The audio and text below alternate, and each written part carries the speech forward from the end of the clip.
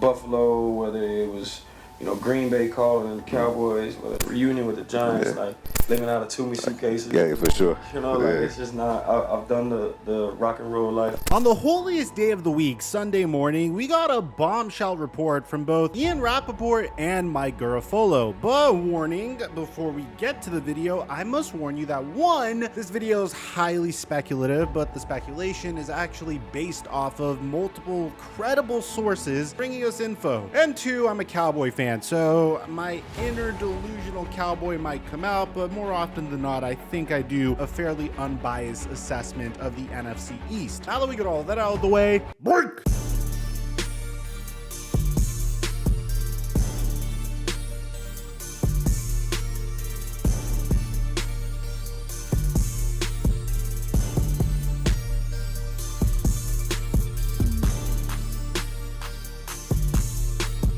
We are undergoing a huge transition on this channel because recently something remarkable has happened. You see, before I was just microphone. That is no longer the case, ladies and gentlemen, because I am now Lord Microphone. And that's because of my contribution to aid in society's reforestation efforts. And I did this via Established Titles. Established Titles is a fun and novel way to preserve the natural woodlands of Scotland while helping global reforestation efforts. It's a project based off of an ancient Scottish custom where landowners are referred to as lords.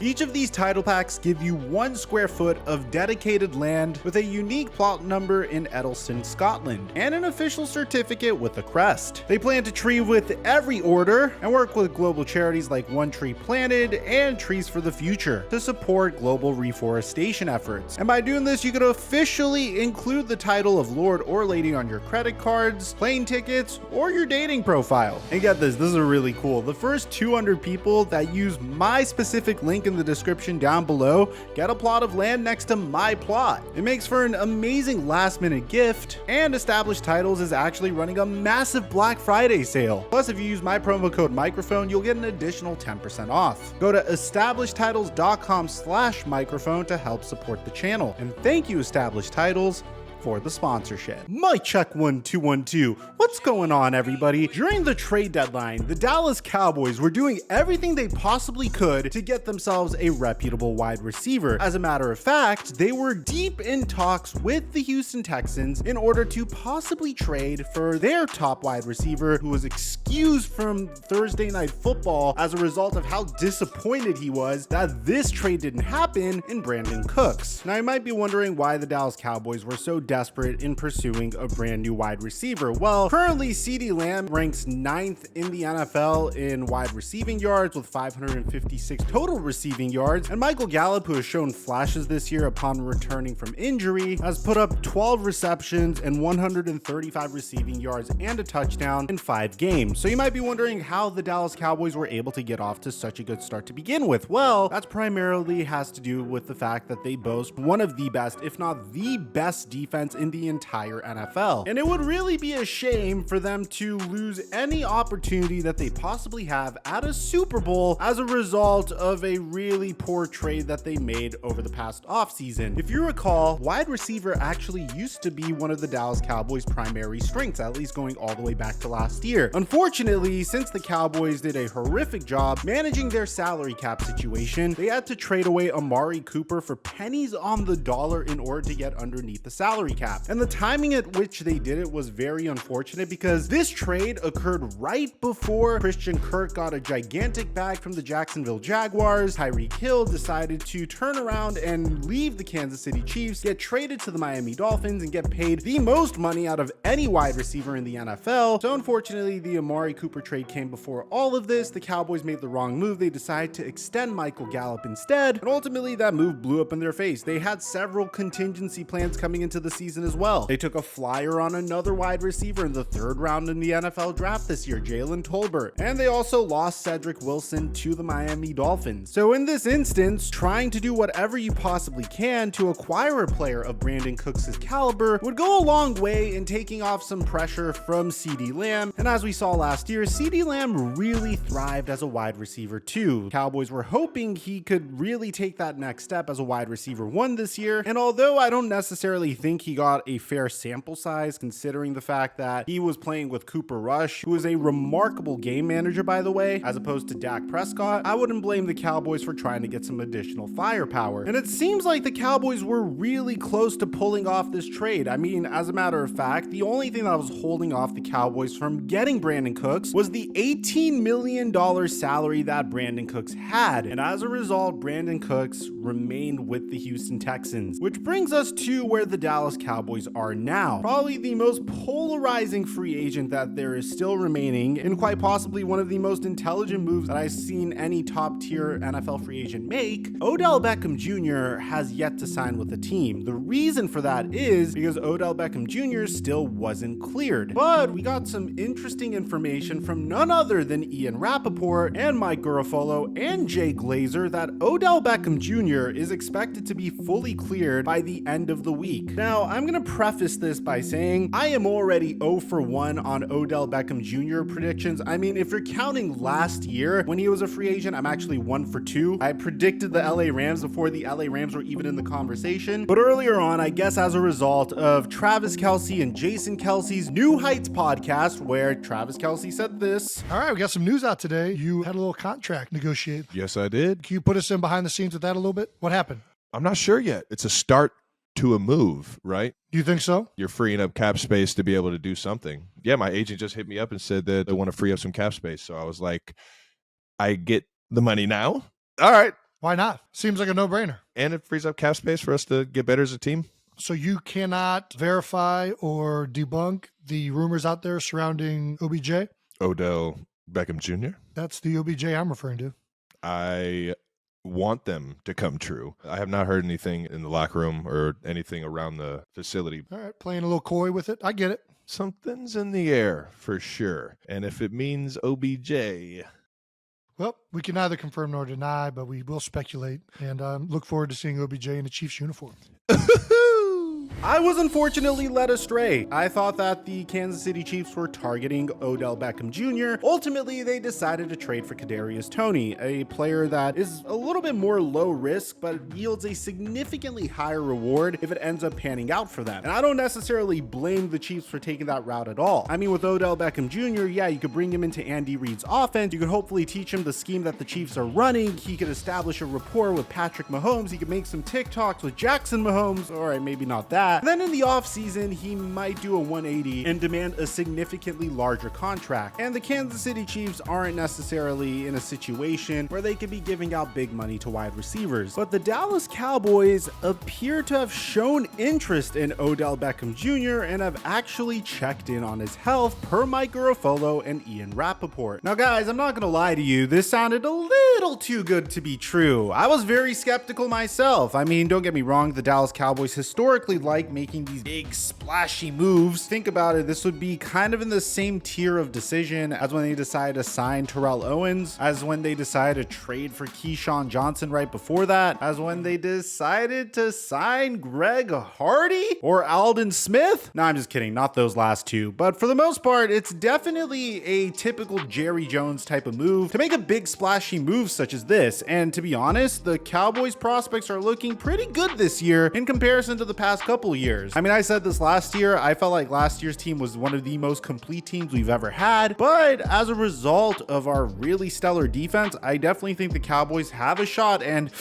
dare I say it, this year is our year. Jokes aside, Odell Beckham Jr. actually went on Complex and kind of verified that these rumors have some merit. This is what he had to say about the potential teams that he could potentially sign with. You know, Buffalo, whether it was, you know, Green Bay calling the Cowboys, whether reunion with the Giants, like living out of too-many suitcases. Yeah, for sure. You know, like it's just not, I've done the rock and roll life. Now here's where it gets interesting. Typically, fellow members of the Dallas Cowboys or fellow members of a specific team, when there is an impending decision such as this, would express some sort of enthusiasm. I mean, you saw it in the Travis Kelce podcast with his brother Jason Kelce. In this instance, you're literally having the head coach of the Dallas Cowboys coming out and supporting this potential decision. And on top of that, man, you're having people like Rap Sheet Verified. So first things things first, let's discuss this. The Dallas Cowboys have wide receiver Odell Beckham Jr. in their sights. After attempting to acquire a speedy wide receiver before the trade deadline, Dallas turns its focus to the top free agent available. Story from Ian and Mike Garofolo, two incredibly reputable humans in the NFL industry. So here are the highlights of this article, in my opinion. While the original hope for Beckham was to sign in mid-November, sources now say that the plan for Beckham is to be in full health and signed by early December. Several teams have been open about their potential interest in Beckham, including the Bills, Giants, and Rams, sources say. The Packers and Chiefs may have interest as well. Now you can add the Dallas Cowboys to the mix. Now, it goes on to mention the Cowboys' run at Brandon Cooks. The Dallas Cowboys made a run at Texans wide receiver Brandon Cooks earlier in the week, though his fully guaranteed $18 million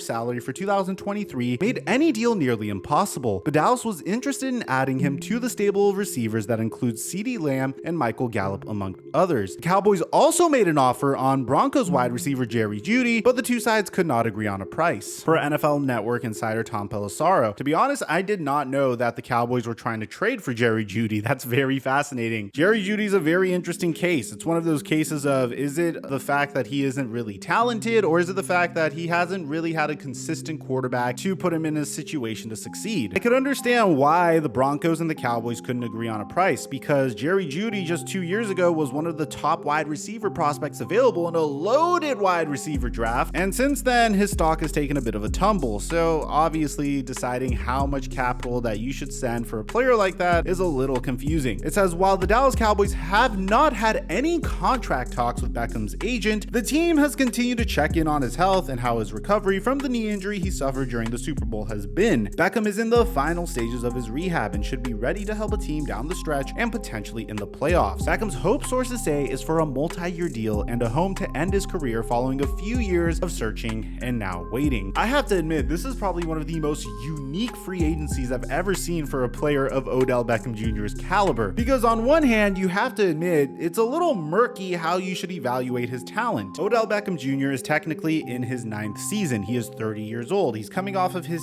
second ACL injury, although the original ACL injury wasn't treated properly. So committing to a wide receiver like that for the long term could be tricky. If you also remember, Beckham also said that he wanted a long-term deal that is kind of similar to what Michael Gallup received. Now, did the Cowboys have the facilities to make such an investment, considering how they already extended Michael Gallup this past offseason and how they're eventually going to have to pay CeeDee Lamb, assuming they want to keep him? I'm not necessarily sure, because in my head, what I think would happen is something similar to what happened last year with Odell Beckham Jr. You sign Odell Beckham Jr. for the rest of the year, you hope that he can help your team make a push in the playoffs, and hell, maybe he wins his second Super Bowl by doing this. I don't necessarily know what the long-term prospects for OBJ in Dallas are. Now, this hasn't stopped Mike McCarthy, the coach of the Cowboys, from adding fuel to the fire. He even said that I'm a huge fan of Odell Beckham Jr., saying, I've always been a huge fan of his. I've heard so many excellent things about him, but we also really love our wide receiver group. Obviously,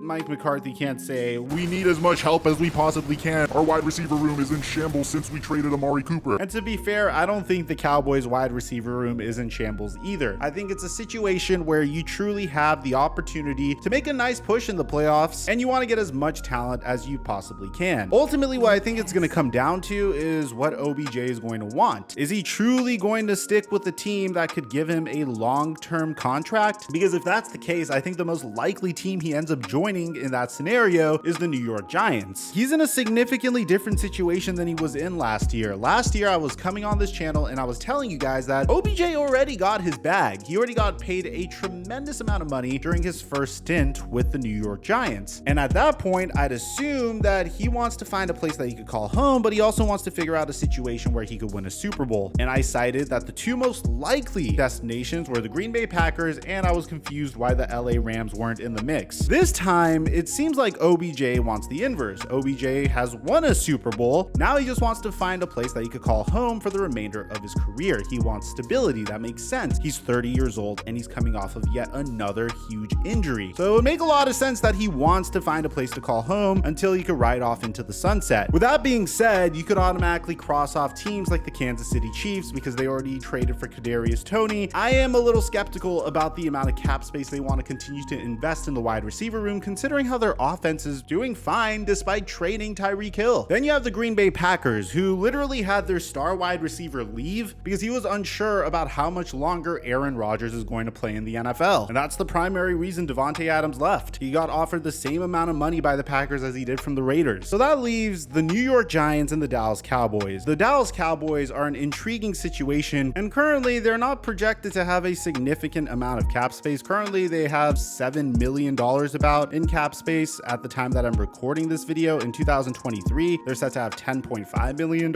in cap space. So it's going to take some gymnastics. They could definitely make something work on paper. I don't really see how, but it'd be really interesting if they decided to move on from Amari Cooper and then say, okay, we made a mistake. Let's bring in Odell Beckham Jr. and invest a significant amount of money in our wide receiver room, which brings me the most likely candidate at this point, and that's the New York Giants. OBJ still has a lot of friends in New York. He definitely has some nostalgia from his time with the New York Giants. Giants fans absolutely love him, and it seems like they finally hit on their head coach and their general manager. This is a team that truly has a direction, and getting Daniel Jones a bona fide wide receiver one that he could consistently depend on Sundays would be huge for the New York Giants and Brian Dable. Not to mention Daniel Jones's development. He's already boys with Saquon Barkley. So I think the most likely place that OBJ ends up is the Giants, especially if the Giants continue to win games and are destined to become a playoff team. I would love to see OBJ on the Dallas Cowboys. I think it would break the internet, and I'm not ruling it out, but it's really up to Odell Beckham Jr. and what he prefers. I think the Cowboys have a much better chance at making noise in this year's playoffs than the Giants do. I think the Giants are in a better situation to commit to OBJ for the long term. So let me know in the comment section down below what you guys think about all this. Do you think the Dallas Cowboys are about to break the NFL, or do you think this is going to be a missed prediction like when I made this video for the Kansas City Chiefs? Aside from that, I'm your boy Mike, and I'm dropping our mic until our next upload.